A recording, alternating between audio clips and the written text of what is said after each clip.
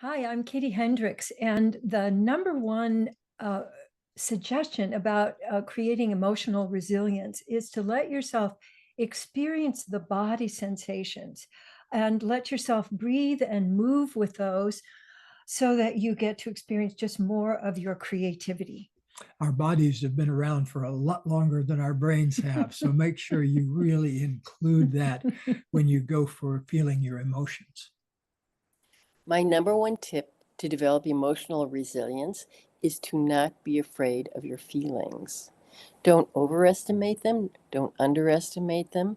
Find a way to sit in the eye of the storm if you're having a feeling that feels overwhelming. Sit with it, feel it, name it, translate it into words, describe it to yourself, observe it within you. Maybe share it with another person and let it go. Develop the habit of processing feelings rather than squashing them down or acting them out. My number one tip on how to create emotional resilience in your life is to think about what you need to do to claim the experience you're having rather than letting the experience you're having claim you. If you're able to do that, you're going to be able to learn how to cope with life and cope with the various challenges that life inevitably is going to set before each and every one of us. My number one tip about building emotional resilience is to learn to open to your feelings, learn from them rather than avoid them. My number one tip on how to foster emotional resilience is to make sure you find the curiosity and the play. So being curious enough to ask why you're thinking, why you're doing, why you're feeling, why this is going on, and to be able to bring that back into you and learn the lesson from it. Rather than blame, it's reflection. So that's it. Use curiosity and do it in a playful way. Hi, my name is Anna, and this is my tip for growing your resilience in life, especially emotional resilience. So, the thing is that most people, when they think about emotional resilience or emotional strength, they think about shoving their feelings down and being really strong. But if you shove your feelings down, it's like putting all of your emotions or all of your upset underneath the rug. That's what the expression is. You're trying to put everything under the rug. But if you do that enough, then you have lumpy rugs, and if you walk around on lumpy rugs, you end up falling and busting your face open, and then all of a sudden it's a big issue. That's why sometimes when we do that long enough, we end up exploding all over the place. That's not resilience. That's actually fragility. So what you want to do and how you build resilience is that you little by little feel the feelings and get into deep relationship with yourself and stop making yourself wrong. Learn how to be in acceptance with yourself. Hi, I'm Dr. Haley Nelson, and my number one tip on building emotional resilience is first recognizing that it's okay to have emotions, right? Far too often, people try to mask their emotions and hide them. But the first thing is we need emotions to survive, and it's served our species for millions and millions of years. So it's okay to feel those feelings. So, first, feel the feelings, but then recognize that it's okay to change them as well, to make more adaptive and functional patterns of behaviors and thoughts to protect yourself and your own mental wellness. So that's my number one tip. It's okay to have those feelings and it's okay to change them as well.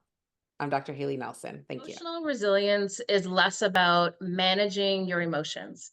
What it's really about is the art and the practice of trusting that you can handle whatever emotion comes up, that every emotion is a safe emotion, it's a valid emotion, that you can handle it and that you can move through it. Hello, everyone. Angela Carr Patterson here. And today I want to share with you a number one tip to build resilience in your life. The key to resilience is in our mindset, is how we respond to setbacks. Embrace the power of perspective. So when you're faced with adversity, shift your focus from why is this happening to me to what can I learn from this?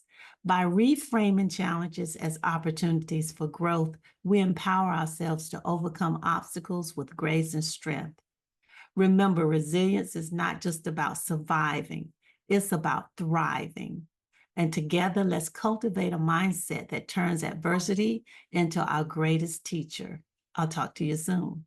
So here's my number one tip on emotional resiliency.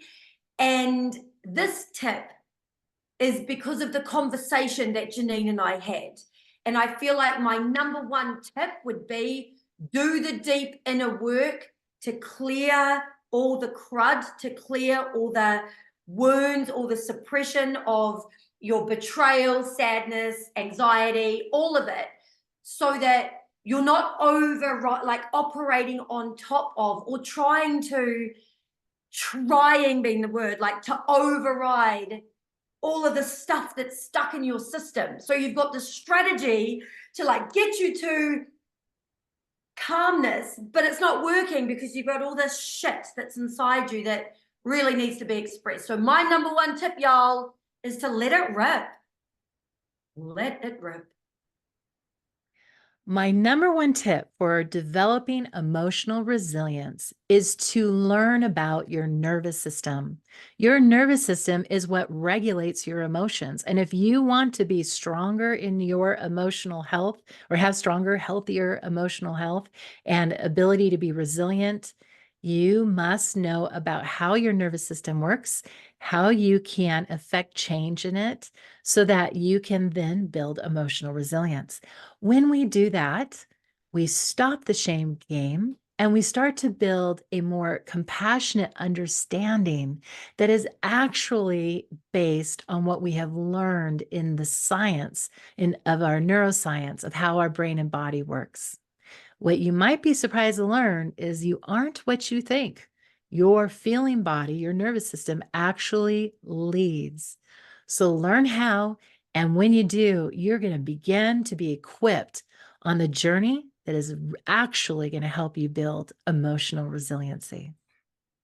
My number one tip for becoming emotionally resilient and taking your power back from the people pleaser and the wounds that take us down is cultivating and connecting to your beautiful heart space. And for a lot of people, this will look different, but the first way to connect to your heart is by making sure that you have a quiet space throughout your day to listen to what is going on. Once that listening occurs, the many voices that are inside wanting to get your attention can finally be heard and action can be taken. So my number one tip for being emotionally resilient is to really get attuned with your thoughts and your body. So a quick exercise is to draw yourself a little stick figure and then ask yourself, where do I feel my emotions? And go through them: anger, sadness, happiness, joy, and color that part of your body, the color that emotion feels. Why do I say this? Because we're so out of tune with what we feel emotionally and what we experience in our body. And when you can pull that together, you'll be more in tune with what you really are feeling so that you can navigate it. All emotion is good. Don't reject it, but get aligned. This is Melanie Warner, and my number one tip about emotional resilience: there are actually two little things that are going to keep you out of therapy. Number one, know what you want, and number two, know how to ask for it. If you need help and need to learn how to do that, then I suggest you come to the summit. Number one tip for emotional resilience is this: find out who you are and what you're here to be and do. And when you understand that, you will be able to weather any storm. I can choose myself first because I know, love, and trust myself. I can choose.